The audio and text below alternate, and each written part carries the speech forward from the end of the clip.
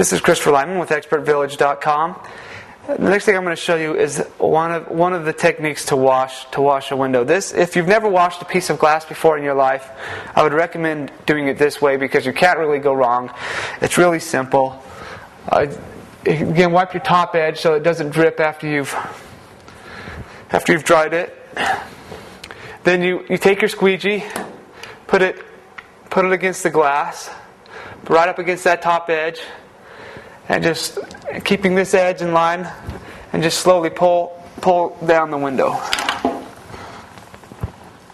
When you get to the bottom, take a second to wipe the edge of your squeegee, come back up, and repeat the process. Again, being careful. If I was on carpet, I'd want to have my towel underneath me, and it's not even a bad idea to put that towel down now. Keeps the customer happy, and especially if you're doing this over carpet, you don't want to do what I just did and not have that towel down. And again, taking the top of the glass and pulling straight down.